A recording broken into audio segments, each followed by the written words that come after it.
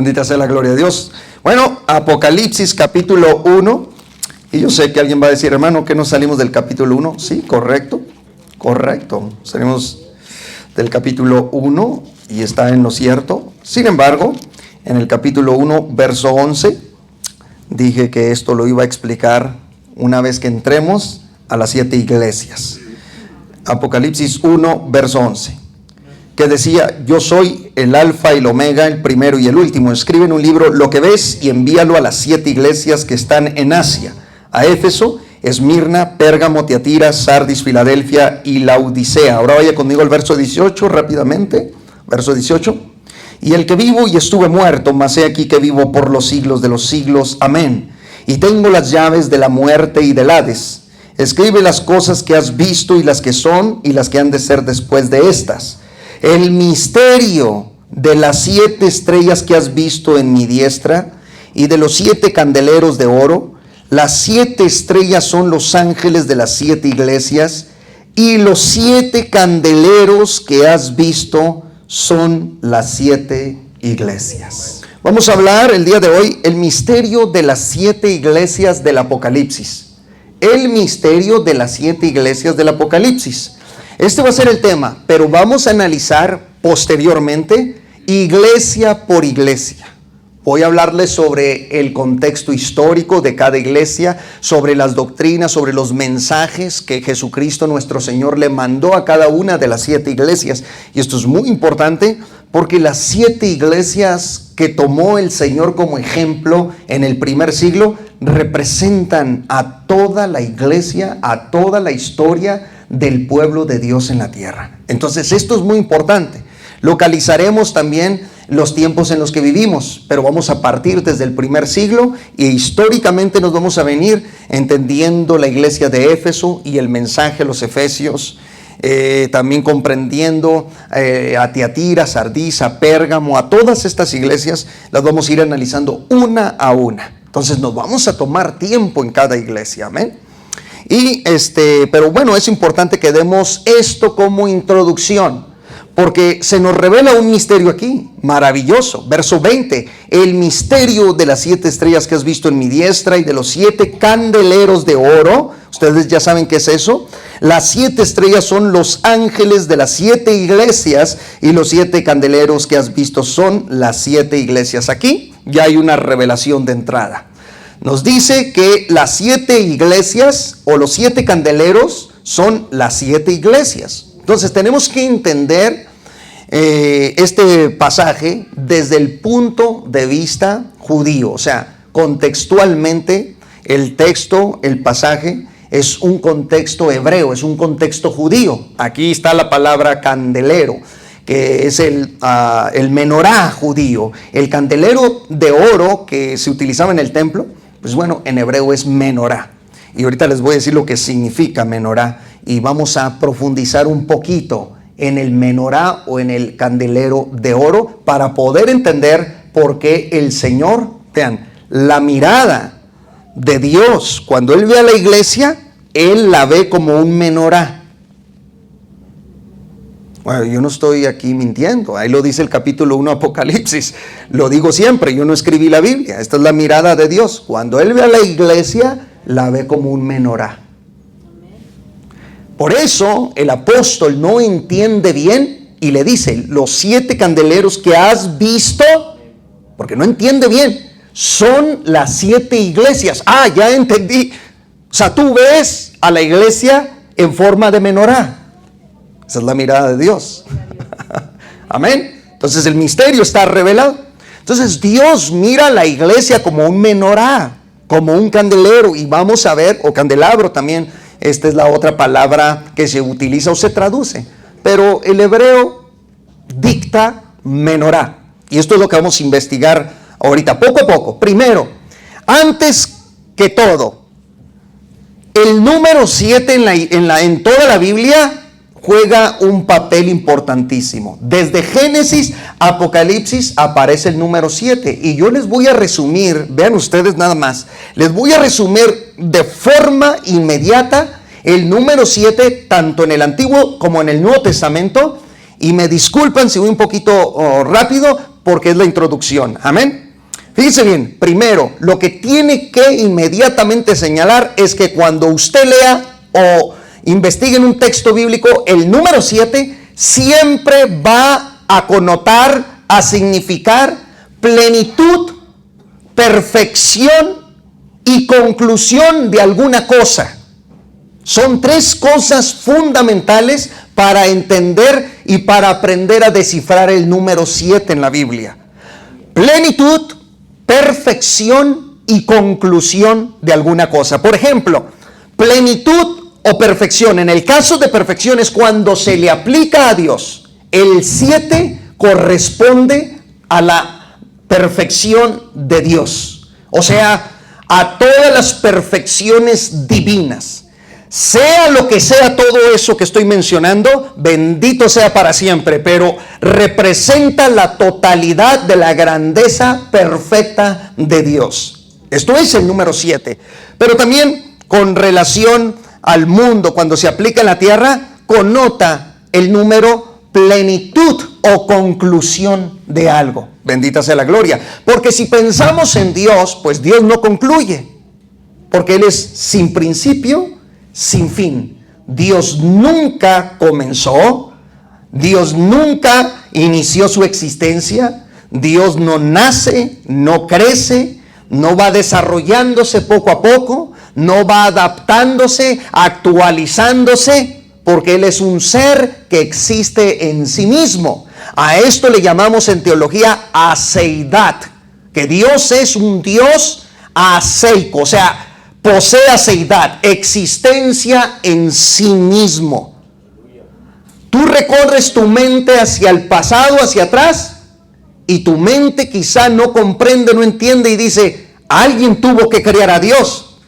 Pues bueno, ese concepto está desviado porque estás de manera lógica intentando explicar el origen de Dios. Pero Dios es sin origen, inoriginado, sin causa, incausado. Nada lo causó, nada le dio origen. Él es un ser que existe en otro modo, en otra dimensión. Tú y yo existimos en el espacio-tiempo. Amén. Tú y yo nacemos, crecemos, nos actualizamos, nos desarrollamos y vamos evolucionando, porque nuestro cuerpo va evolucionando físicamente. En el ser de Dios esto no aplica. En el ser de Dios, desde la eternidad hasta la eternidad, ha sido siempre. ¿Quiere decir esto? Que Dios no crece en poder. Imagínate que alguien diga, es que Dios crece en poder. ¿Qué nos está diciendo eso? Que Él inició siendo un Dios chiquitito y poco a poquito fue creciendo en poder hasta ser el Dios que hoy es. No. Dios no crece en poder. Su omnipotencia o su todo poder absoluto ha existido siempre tal cual es y así será por los siglos de los siglos. O sea, no es que crezca, lo tiene y lo posee todo en sí mismo. Todo el orden del poder, de la autoridad, de la fuerza, de la plenitud, de la perfección, de la divinidad, de la esencia, está en su propio ser. Y así existe Dios en ese modo de existencia. Bendita sea la gloria de Dios. Por lo tanto, Dios no inicia. Por eso Cristo aparece diciendo, yo soy Alfa y Omega. Porque sí, tú puedes pensar y dices, bueno, pero lo vemos nacer hace 2000 años en Belén de Judea. No te confundas, ahí recogió cuerpo. Ahí recogió un cuerpo. El cuerpo es el que inicia ahí. La naturaleza humana es la que inicia ahí. Mas su eterna deidad ha existido desde ayer, hoy y por los siglos. Jesucristo es el mismo ayer, hoy y por los siglos. Yo soy Alfa y Omega, primero y último. O sea, está diciendo antes de que iniciara el Bereshit o el principio o el tiempo, el espacio y la materia, yo ya era antes. De hecho, yo estuve antes de todas las cosas y yo creé todas las cosas. Detrás del velo del espacio y del tiempo y de la materia y de la energía y de todo lo que existe de la vida misma, estaba el Verbo eterno de Dios, creando, haciendo, formando todas las cosas. Eso es imposible razonar un inicio en el ser de Dios. Estas frases tan pesadas. Yo soy Alfa y Omega, principio y fin, dice Adonai, dice Curios, el Señor. Maravilloso, ¿no? Aleluya. Bendito sea para siempre. Entonces, esto es para decirles que Dios no concluye. Por lo tanto, el 7 también va a tener una connotación en la tierra. Se va a aplicar al mundo físico, pero en el sentido de plenitud o lleno y en el sentido de conclusión. Pero no en Dios, porque Dios no concluye. Amén. Entonces, chequen esto. Se dice en Génesis capítulo 1 que Dios reformó, recreó, rehizo la tierra que estaba desordenada y vacía en 6 días literales, y el séptimo día reposó. Aquí estamos viendo 7 días de reformación de una tierra desordenada. O sea, que en 7 días Dios reformó el mundo. ¿Y qué significa aquí entonces el número 7? Bueno, que el mundo fue pleno, que Dios concluyó. ¿Se fijaron? 7, concluyó el mundo y todo lo que había hecho, y dice, y vio Dios que era bueno. Entonces aquí aplica y significa el 7, conclusión de la obra que había hecho, y la Biblia dice que Dios reposó. Y la vaga comprensión sería, o quizá la falta de conocimiento de una persona sería, es que ¿acaso Dios se cansó? Porque dice que reposó. ¿Quedó cansadito? No, por supuesto que no. Reposar significa quedar satisfecho. O sea, Él quedó satisfecho. No le falta algo más a la creación, ni tampoco carece de algo. La creación fue hecha según la perfecta inteligencia y sabiduría de Dios. Lo que fue hecho, aunque en el mundo antediluviano el planeta tenía otra forma y otra manera, eso lo estoy escribiendo en mi segundo libro, que ya voy en el 3er capítulo, bendita la gloria de Dios. Estoy hablando de misterios del Génesis, vamos a describir todo eso, pero ahí dando el comercial, ¿verdad? Pero escuchen, el planeta que tenía otra forma, otra, etcétera, ¿qué nos dice esto? Bueno, nos dice que todo lo que vemos concluyó. Dios quedó satisfecho. No es que terminó y luego dice, como que me faltó algo, ¿no? No, todo fue bueno. Bendita la gloria de Dios. Número 2, Noé introdujo en el arca 7 pares de cada especie de los animales del mundo. También de esto voy a escribir, pero bueno.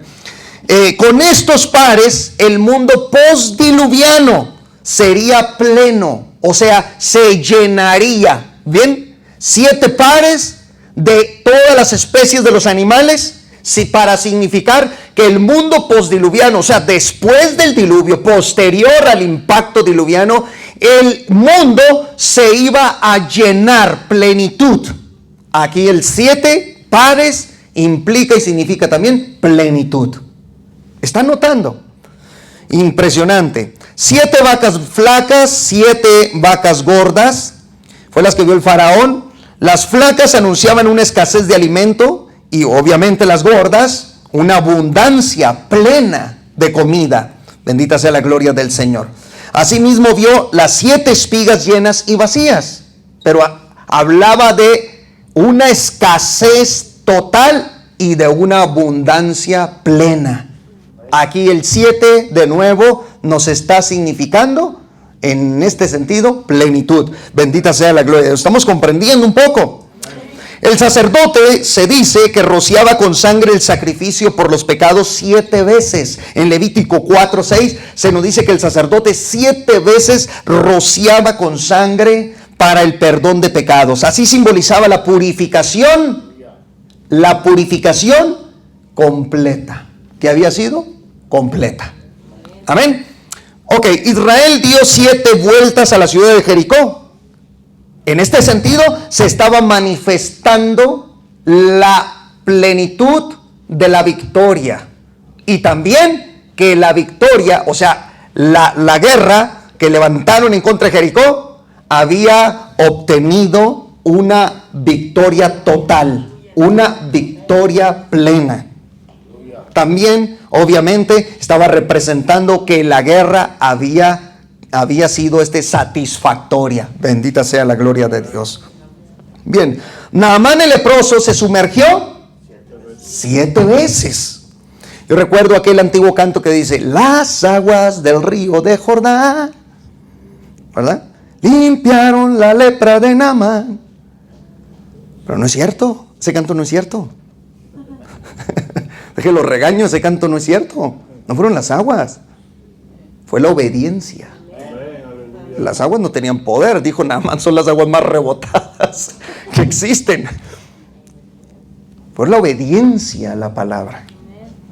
Porque cuando iba 7 veces, zambulló 7 veces y quedó completamente, vean, completamente limpio. Aquí 7 veces estaba significando la completa limpieza de esa lepra. Estamos viendo, eso está en 2 Reyes 5:14. 7 veces cae el justo y 7 veces se levanta. Aquí Dios muestra la plenitud de su gracia. Entonces los 7 espíritus representan esto, la perfección absoluta de la divinidad de Dios. En el caso del Espíritu Santo, Apocalipsis 1:4 es lo que dice, que Dios también todo lo llena. A donde quiera que voltees está la presencia de Dios. Dios, bueno, no quiero usar esos términos, pero en teología le llamamos ubicuo, que no hay un lugar, una región que ate el Espíritu de Dios. No lo detiene. No lo detiene. Está en todo el espacio-tiempo de manera simultánea. Simultánea. En este momento que hablo está aquí. Pero también está en el rincón más profundo del universo. Allá a millones y millones de años luz. Allá está su presencia. Y no es que haya hasta un pedacito, porque Dios no está esparcido. Eso es otra cosa que debe entender. Dios no es un ser esparcido. No es que su presencia se esparce en pequeñas partículas divinas espirituales y está esparcido en toda la materia, en todo el universo. No, no, no. Todo su ser, la omnipresencia es que todo su ser, todo Él, o Él todo, con todo su ser, con toda su presencia reunida en sí mismo, está aquí, está allá, está en China, está en Sudamérica, está en Marte, está en Mercurio, está en todo el universo. No pedacitos de Dios, porque esa sería una vaga teología. Esparcir, partir, triturar la divinidad de esa manera sería vago afirmarlo. Pero toda su presencia está en todo lugar de manera simultánea. ¿Cómo se puede explicar eso? Un ejemplo humano, físico, pero le puede ayudar. Por ejemplo, si usted toma una esponja en su mano, ¿verdad? Una esponja en su mano, mete la esponja en agua. Cuando entra la esponja en el agua, toda el agua se va a concentrar en todas las regiones de la esponja. Fíjense bien, así está Dios habitando el universo. Pero escuchen, usted jamás podrá decir que el agua se convirtió en esponja o que la esponja se convirtió en agua, ¿verdad? Así es el Espíritu de Dios. Está el todo presente en el universo, pero jamás puedes igualarlo con el universo, como lo hizo el panteísmo. Panteísmo viene del griego pan, todo, teos, Dios. Dios es todo y todo es Dios. O sea, ellos decían el universo, la materia, una roca, una montaña, un árbol, todo eso forma y conforma a Dios. Dios es todo y todo es Dios. Tú eres parte de Dios, de esa totalidad de Dios. Ese es el panteísmo filosófico de los antiguos griegos. Esa fue una idea desviada. No. Decimos, Dios está en todo lugar, en todo el universo, más sin embargo, hermanos, Él no forma parte de la materia. Una vez me dijo alguien, entonces si Dios está en todo lugar, Él está metido dentro de una roca, porque si está metido en el núcleo de una roca, entonces parte de Él está ahí. Está ahí, por lo tanto esa roca tiene que ser Dios. Le dije, es que estás ignorando lo que la teología enseña. Nosotros jamás afirmamos esas cosas. Lo que decimos es que la presencia de Dios está dentro de esa roca en conocimiento, mas no en esencia de ser. ¿Cómo es eso?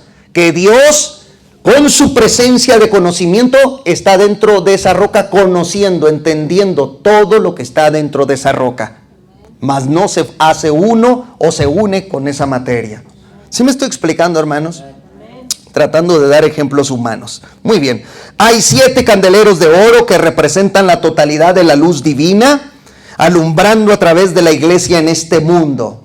Así está en Apocalipsis, 7 candeleros de oro, ¿ok? Representan la totalidad de la luz divina. Y bueno, para resumir rápidamente, todo Apocalipsis, vean, tenemos 7 sellos, 7 trompetas, 7 copas de ira, 7 ángeles, 7 truenos, 7 ojos, 7 cuernos, 7 fuentes de la adoración y 7 iglesias, como dije al principio, que representan la historia de todos los tiempos de la iglesia en la tierra. Entonces, cuando leemos las 7 iglesias del Apocalipsis, aunque existieron esas 7 iglesias y el Señor las tomó a esas 7 como ejemplo, y en ellas se iba a descubrir, a descifrar la historia plena de todos los tiempos que iba a atravesar la iglesia de Cristo en la tierra. Por eso ahí 7 iglesias significan la plenitud, pero también la conclusión de la iglesia en la tierra. Eso es lo que vamos a ver, porque estos 7 tiempos, estas 7 épocas, 7 periodos, los vamos a ver y nos vamos a dar cuenta, señores y señoras, que estamos en el 7º periodo. Hoy somos la Odisea, la última generación, el último periodo de la historia de la iglesia en la tierra. Y después de la Odisea, ¿qué sigue? El arrebatamiento. Y después del arrebatamiento, ¿qué sigue? La gran tribulación, o por lo menos los primeros 3 años y medio de paz, que el pacto que hará el anticristo, y los segundos 3 años y medio de la ira de Dios derramándose sobre la tierra. Y después de esos 7 años, mientras la iglesia está en el cielo, en las bodas del Cordero y en el tribunal de Cristo, después Cristo viene juntamente con nosotros y llegamos en la segunda venida, que es la parusía, la segunda venida de Cristo, y venimos con Él a reinar en el milenio. Todo eso vamos a verlo con detalle. Calma, ¿verdad? Calma. Bendita sea la gloria de Dios. Bien, ¿qué es un candelero y por qué se compara con la iglesia? Voy a mostrarles estas imágenes de lo que es un candelero. Eso que usted está viendo es un menorá. Es un candelero judío. Es la imagen de un candelabro de oro, o de aquel menorá que estaba en el templo de los hebreos. Voy a ir con calma aquí porque es necesario que explique esto poquito a poquito. ¿Qué es el menorá? ¿O qué significa la palabra menorá? Miren qué interesante es. Menorá viene de una raíz hebrea que quiere decir or. Or. ¿Y saben qué significa or en hebreo? Luz. O sea, menorá tiene la idea o contiene el concepto y la presencia misma de la luz, y en mi caso diría de la luz divina. Bendita sea la gloria de Dios. Estos son los términos o la raíz. Por ejemplo, en el Génesis capítulo 1, verso 1 al 3, cuando dice Dios, dice, Vayomer Elohim, Yedhi Or, Vayehi Or. Quiere decir, haya luz, y hubo luz. Pero dice, Yehi Or, ahí está, Or. Yehi Or, Vayehi Or. Haya luz, y hubo luz. Porque estaba desordenada y vacía. ¿Ah? Ya hemos visto, Bereshit, Bara, Elohim, Etha, Shamaim, Veet, Aretz.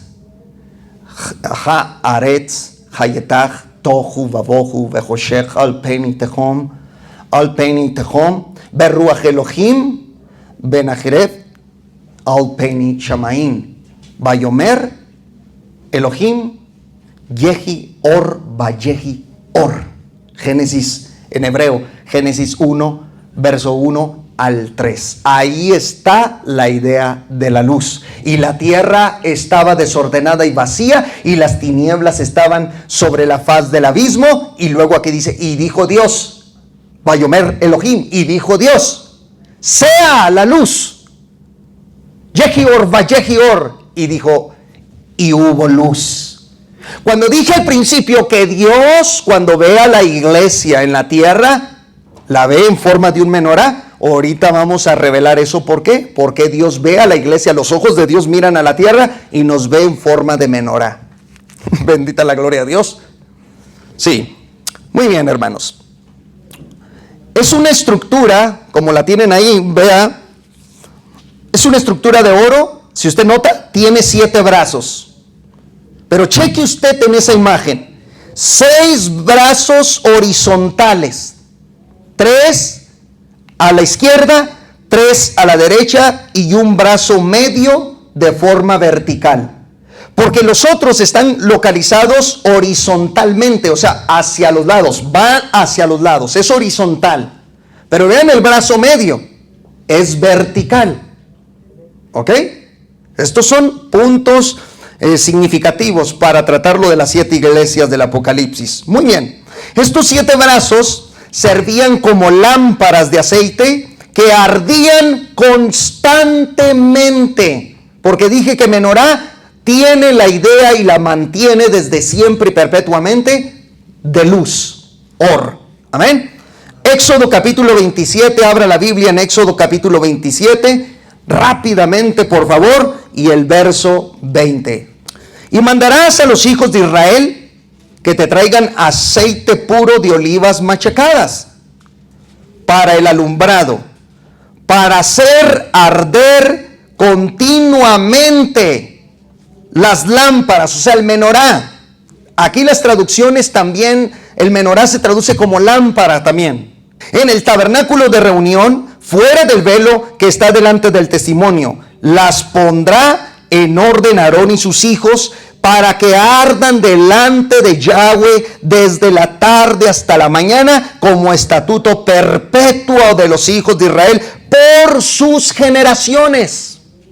Escuchen esto, por favor. El menorá encerraba el misterio y la actividad también de permanecer encendido con aceite perpetuamente por todas las generaciones de Israel. No debían dejar el menorá apagarse. Los sacerdotes se turnaban. Ellos tenían 24 turnos y ellos se turnaban. De la tarde ponían aceite y cuando el menorá estaba por consumir todo el aceite, ya venía un sacerdote nuevo y ponía aceite nuevo. Pueden imaginar, por cientos de años, desde el tiempo que se le dio a Moisés el menorá, siempre tuvo fuego, siempre estuvo alumbrando, nunca se apagó el menorá.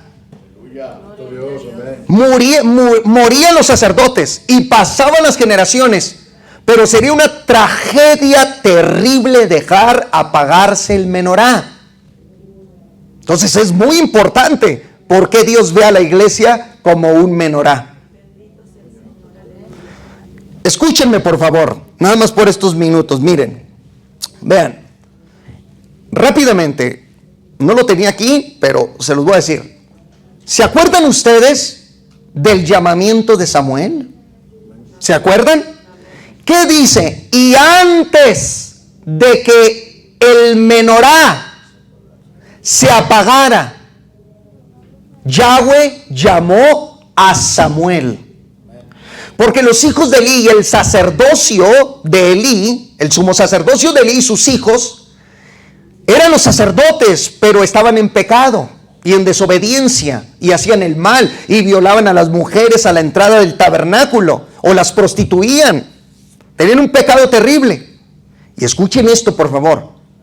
Entre sus, como decimos en México, entre sus ondas y sus escándalos, la luz del menorá, el aceite estaba por apagarse, y era un menorá que perpetua y por generaciones debió haber estado siempre encendido. Por eso Dios llama a un nuevo sacerdote, porque los otros estaban en desobediencia y en pecado y estaban desechando el sacerdocio y la vestidura, la investidura sacerdotal la estaban rechazando. Entonces Dios llama a un nuevo joven sacerdote cuando le dice: antes que la lámpara del templo se apagara, Yahweh llamó a Samuel: Samuel, Samuel. Y se levantó Samuel inmediatamente. Al colocar aceite nuevo, Dios estaba sustituyendo el sacerdocio en ese momento, desechando a Ofni y a Finés, los hijos de Eli, y colocando a Samuel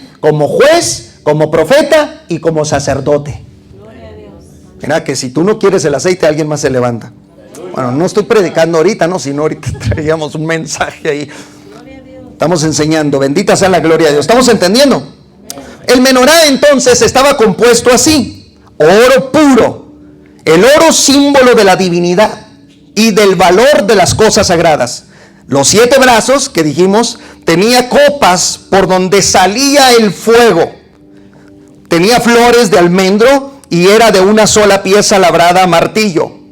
En pocas palabras, no se podía dividir. Las flores que tenía el menorá no solamente hablaban de su belleza, sino ¿saben de qué también? ¿Saben por qué había flores en el menorá?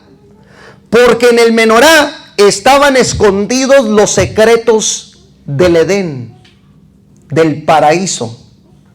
Las flores en el menorá representan el Edén, volver al ser humano al Edén, al paraíso. Yo sé que tengo que distinguir entre lo que es paraíso o huerto de la zona geográfica llamada Edén, pero tomándolo como sinónimo, nada más para explicar la enseñanza, escuchen, estas flores hablaban de lo aromático, de la presencia de Dios, cómo se paseaba al aire del día en el huerto del Edén. Bendita sea la gloria de Dios. Entonces hay misterios en el menorá que podemos ir descifrando. Muy bien, era una sola pieza, dije, y chequen cómo dice la palabra de Dios en Éxodo 25:31. Éxodo 25:31. Haz un candelabro de oro puro labrado a martillo. Su base, su tallo y sus copas, cálices y flores formarán una sola pieza. Ahí está en Éxodo 25:31. También se habla de la flor de almendro. El almendro en Tierra Santa es el primer árbol que florece en primavera. Imagínense, decían los antiguos rabinos y los antiguos judíos que un árbol de almendro escondía el camino hacia la ciudad de la luz. Que yo sé que esto suena como cuento, pero repito, son conceptos judíos. Hay gente a mí que me ha criticado y dice: pero ¿por qué cree tal cosa? ¿Y por qué enseña? Yo solamente estoy diciendo, son conceptos judíos, ¿verdad? Con eso no estoy diciendo yo creo lo mismo. Yo solo estoy exponiendo una enseñanza. Pero los judíos creían que en las raíces del almendro se escondía el camino hacia la luz y hacia la inmortalidad, porque era el primer árbol que echaba flores en Tierra Santa. El brazo medio del menorá y sus impresionantes misterios. El brazo medio, atentos, ahí como lo tienen en la hojita, el brazo medio del menorá lo que está haciendo es sosteniendo, dando balance a los brazos a la derecha y a la izquierda. El brazo vertical medio es el que sostiene absolutamente a los brazos horizontales.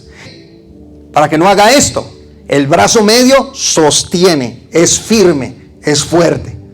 Por el menorá, que esconde la existencia misma de la creación del universo, vean lo que les estoy diciendo, esconden la existencia, el menorá esconde la existencia misma del universo, que le da balance al universo, le da firmeza al universo, que lo sustenta Y ahorita van a saber por qué razón. Bendita sea la gloria del Señor.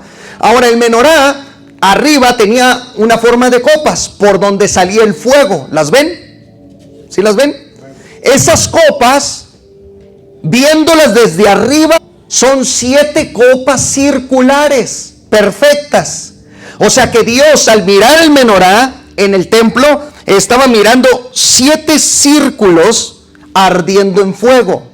Y hemos dicho que los círculos perfectos representan la eternidad, porque tú no sabes en un círculo perfecto dónde está el principio, o dónde inicia, o dónde termina. Tú no sabes. Un círculo perfecto que te dibujen, que te digan, a ver, hermano, ¿dónde empieza ese círculo?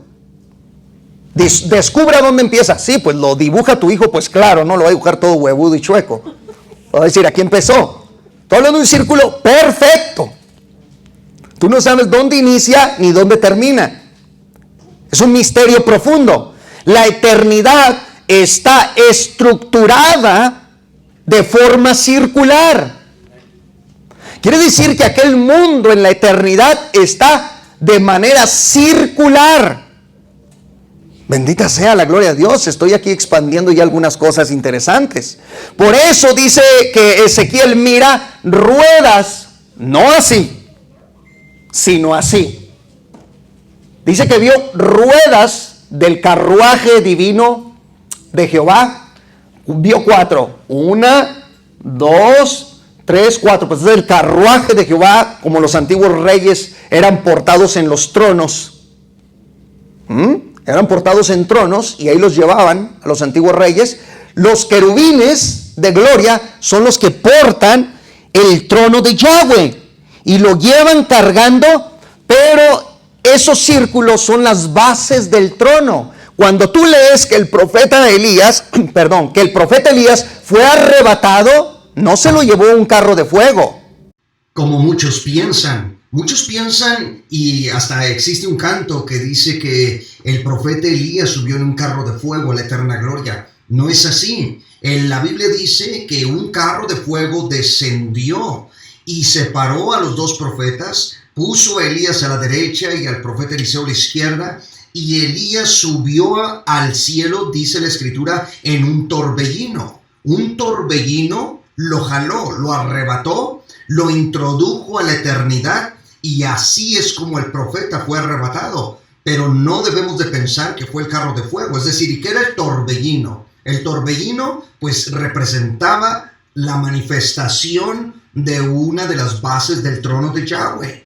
Tal como dice la escritura en el Salmo capítulo 89, verso 14, justicia y juicio son el cimiento de tu trono, misericordia y verdad van delante de tu rostro. Estos 4 atributos de la divinidad son el cimiento del trono de Yahweh, es decir, esos aros circulares, la justicia, el juicio, misericordia y verdad. Cada vez que Yahweh habla, que Jehová habla, los querubines portan y trasladan el trono, ya sea para manifestar justicia o para manifestar juicio, para manifestar misericordia y verdad. Por eso el profeta Ezequiel mira a estas criaturas portando el trono y dice que miraba aro dentro de un aro, o sea, era un aspecto circular. Lo que estaba viendo eran las bases del trono de Yahweh.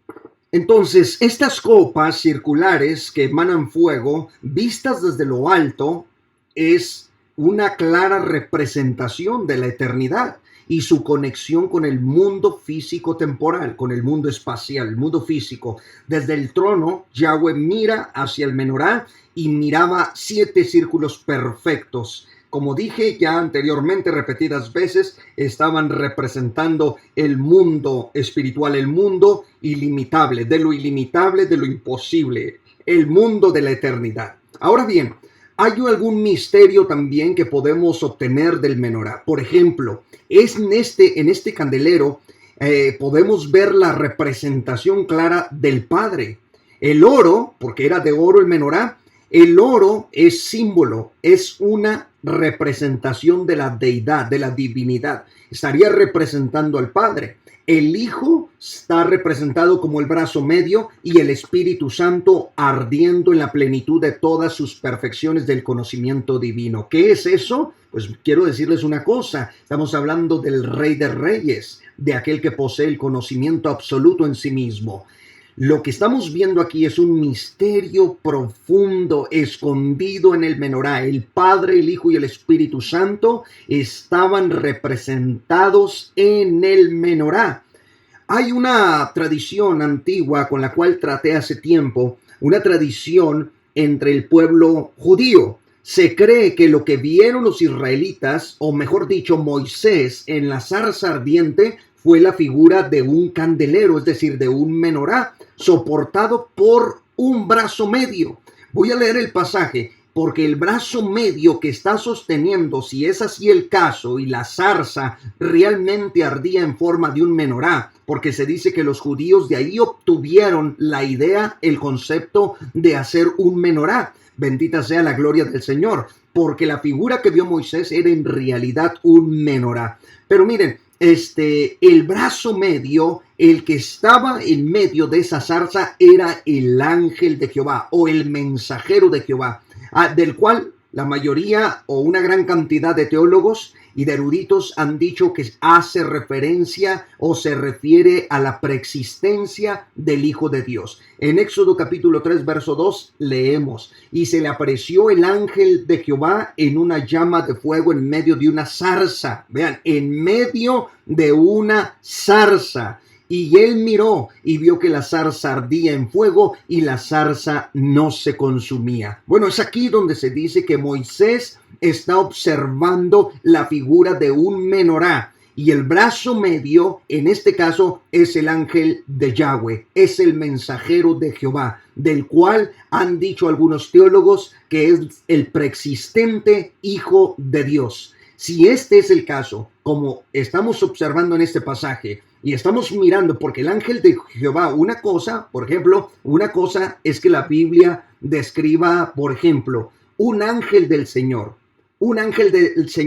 descendió del cielo, o también un ángel se le apareció, pero cuando está el artículo y se dice el ángel de Jehová, está haciendo referencia a una persona que habla, se expresa idénticamente a Dios mismo, hace todo lo que Dios hace y posee todo lo que Dios posee. El ángel de Jehová se le ve en las escrituras hasta perdonando los pecados, recibiendo el sacrificio, recibiendo adoración. Es decir, el ángel de Jehová, para muchos teólogos, hace referencia al preexistente Hijo de Dios. Si este es el caso, en medio de la zarza estábamos viendo al brazo medio, que era el Hijo de Dios, ardiendo en ese menorá ante la vista de Moisés. Bendita sea la gloria de Dios. Este es un tremendo y poderoso misterio. Ahora bien, los 7 candeleros, como dice la escritura en Apocalipsis, los 7 candeleros que has visto, se nos dice, son las 7 iglesias. Bendita sea la gloria del Señor. Ahora bien, ¿qué es lo que arde en este menorá? He dicho, por ejemplo, que cuando Dios mira a la iglesia, mantenga eso en mente, Dios mira un menorá. En este caso, 7 menorás ardiendo delante de su presencia. ¿Qué es lo que arde dentro de la iglesia? Pues Apocalipsis capítulo 4, verso 5 se nos dice lo siguiente, hablando acerca del aceite y el fuego que circula perpetuamente dentro de los 7 candeleros y que no se deben apagar, son los 7 espíritus de Dios. Escuchen nada más. Y del trono salían relámpagos y truenos y voces, y delante del trono ardían 7 lámparas de fuego, las cuales son los 7 espíritus de Dios. Ahora, debemos declarar lo siguiente, una cosa es el menorá y la otra es el fuego.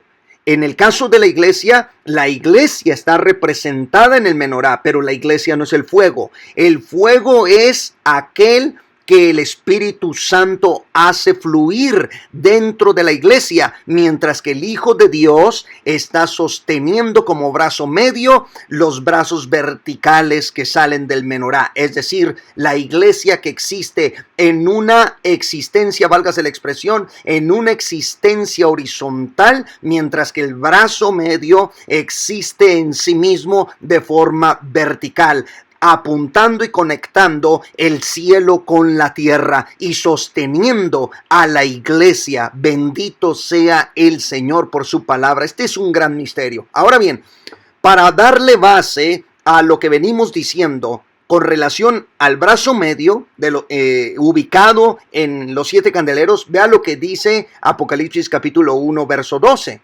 Y me volví para ver la voz que hablaba conmigo, y vuelto vi 7 candeleros de oro, y en medio de los 7 candeleros a uno semejante al Hijo del Hombre. Bendita sea la gloria de Dios. Así como estaba el ángel de Jehová, o si llega a aludir a la preexistencia del Hijo de Dios, en medio de la zarza de aquel menorá que comenzó a originar la idea en el pensamiento judío de crear un menorá de oro físico. Bueno, tomando la idea de por allá, así como estaba el ángel de Jehová en medio de la zarza, así está el Hijo de Dios en medio de la iglesia. Bendita sea la gloria del Señor. Además, sus ojos, como ya vimos en la enseñanza pasada, se nos dice que arden como fuego. Son llamaradas de fuego, ojos circulares, representando nuevamente la eternidad. El rostro de sol, también circular, nos habla de su procedencia eterna. Bendita sea la gloria del Señor. Y aunque este pasaje es utilizado por muchos cristianos y quizá no sea la mejor aplicación, pero está escrito: donde están 2 o 3 congregados en mi nombre, allí estoy yo en medio de ellos. Ya sabemos que este texto hace referencia en cuestiones de arreglar problemas cristianos, etcétera. Pero si lo tomamos para hablar acerca de la presencia de Cristo, chequen ustedes nada más, Cristo siempre está en medio de la iglesia. ¿Por qué? Porque Él es el brazo medio. Este es un misterio poderoso. Entonces, el Padre está representado en el oro purísimo del menorá, el Hijo en el brazo medio, y los 7 espíritus, o lo que es la totalidad, lo absoluto, la perfección del Espíritu Santo en todas sus manifestaciones, o en las 7 fuentes divinas de conocimiento y también de luz, alumbrando por medio del menorá a este mundo de oscuridad. Aquí está el Padre, el Hijo y el Espíritu Santo. Bendito sea el Señor.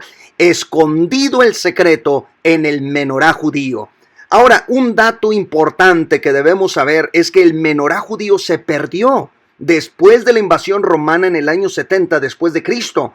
Vean este tremendo misterio. Unos dicen que lo tiene el Vaticano, cuando pues todos sabemos que la invasión del general Tito en el año 70 después de Cristo, este general romano llegó, invadió Jerusalén, y se dice que sus ejércitos sacaron el menorá y lo hurtaron, se lo llevaron a Roma. Y hoy en día la teoría, la hipótesis o algunas especulaciones nos dicen que el Vaticano lo tiene escondido. Otros que se suman a otra teoría dicen que está en Jerusalén escondido. De hecho, ha habido rabinos que han dicho estas cosas, y hay aún otras teorías en cuanto al menorá. Pero lo misterioso aquí es que el fuego y el aceite, que se suponía no debía apagarse por todas las generaciones en Israel, ahora la pregunta es, ¿se apagó una vez que fue hurtado ese menorá?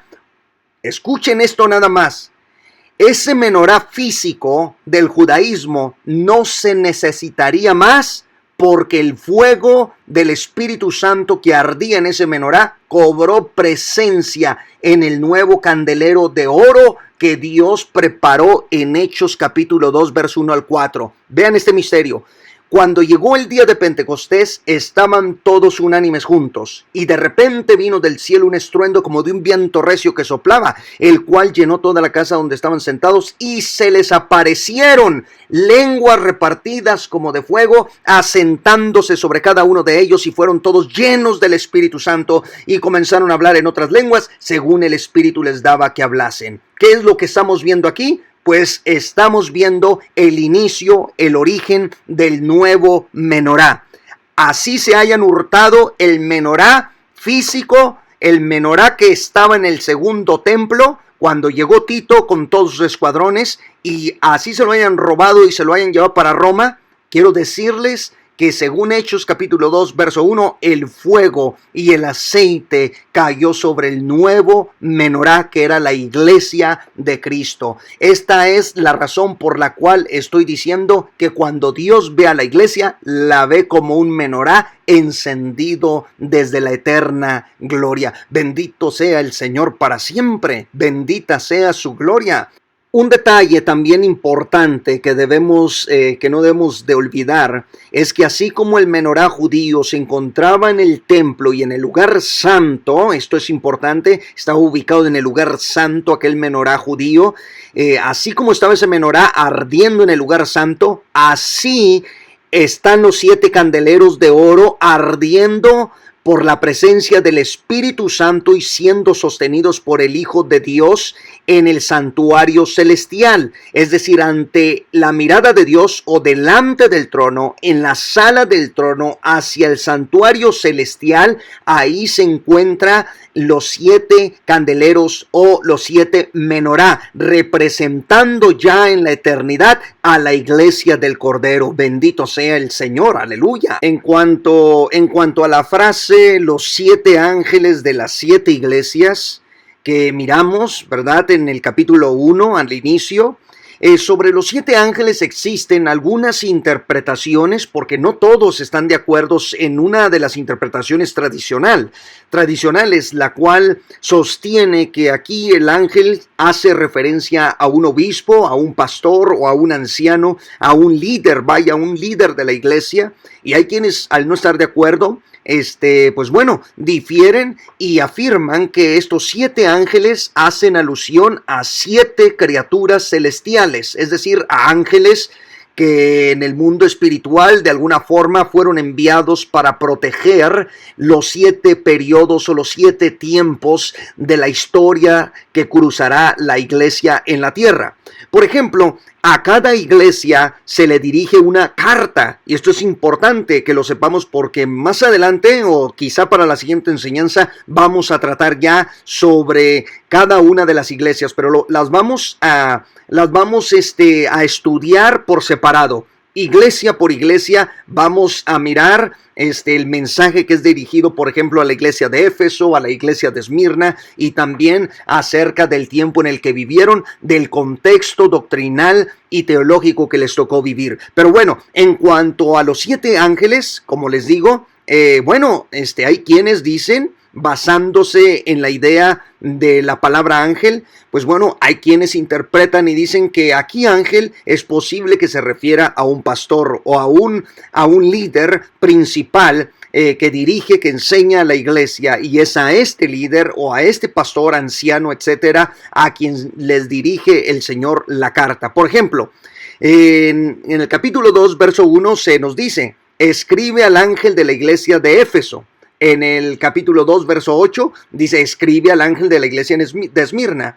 Y lo mismo vemos en el capítulo 2, verso 12, el ángel de Pérgamo, luego el ángel de Tiatira, en el capítulo 2, verso 18, luego el ángel de Sardis, en el capítulo 3, verso 1, y luego el ángel de Filadelfia, en el capítulo 3, verso 7, y así el ángel de la Odisea, en el capítulo 3, verso 14. Hay quienes ven aquí en la palabra ángel y interpretan, basados en el significado de la palabra ángel, que tanto en hebreo malach como en griego angelos significa mensajero. Entonces hay quienes entienden a un mensajero terrenal, a un líder, al pastor, al dirigente de la iglesia en cuestión. Entonces, esta es una interpretación, aunque no es la verdad absoluta, pero es una interpretación. Los que difieren de esta interpretación dicen que jamás en la Biblia se le aplica la palabra ángel a los hombres, y que ángel siempre tiene referencia a los mensajeros celestiales.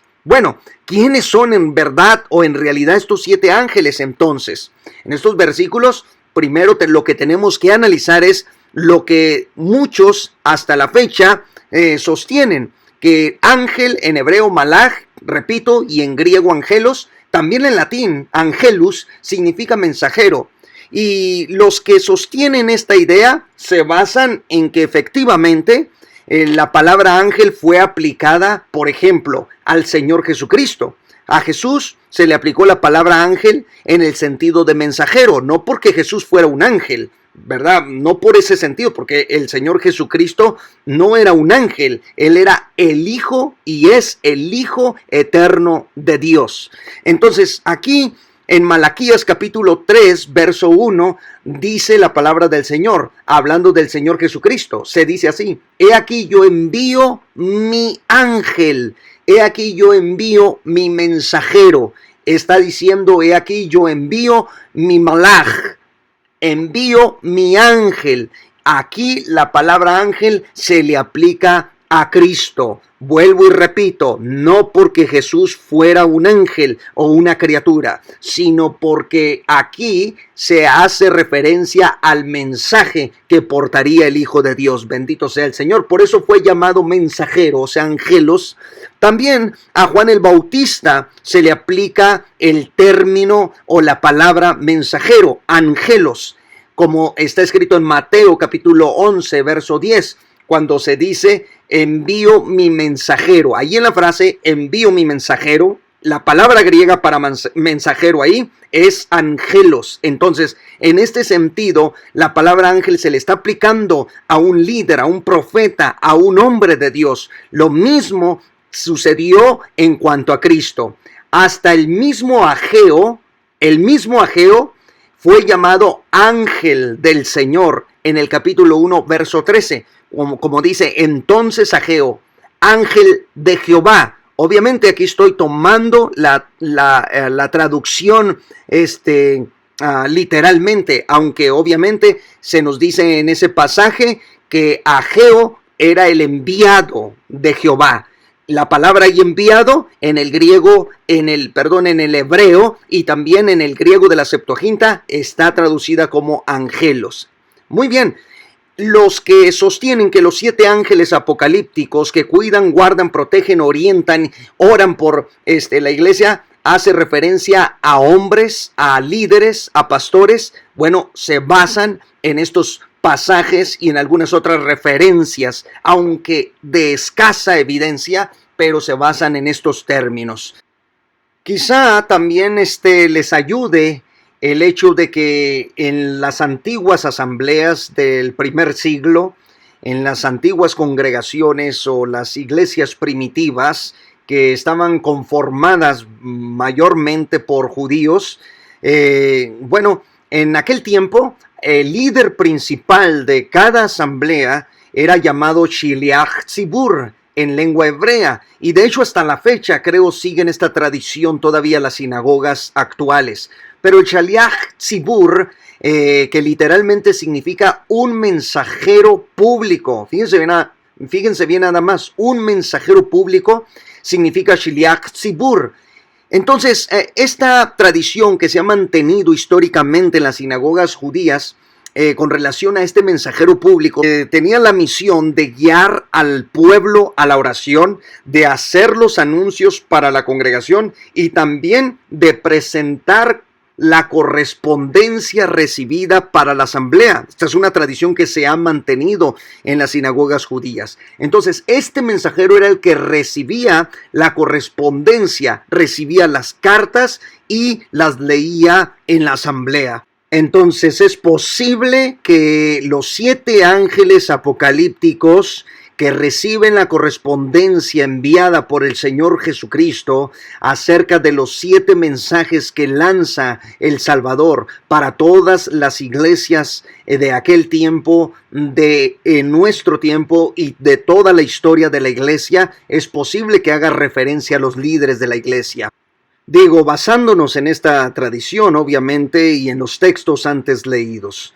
Pero de cualquier manera, aquí lo interesante de todo es que el mensaje es enviado para que toda la iglesia de todos los tiempos esté consciente en cuál es el periodo o etapa en el cual está viviendo.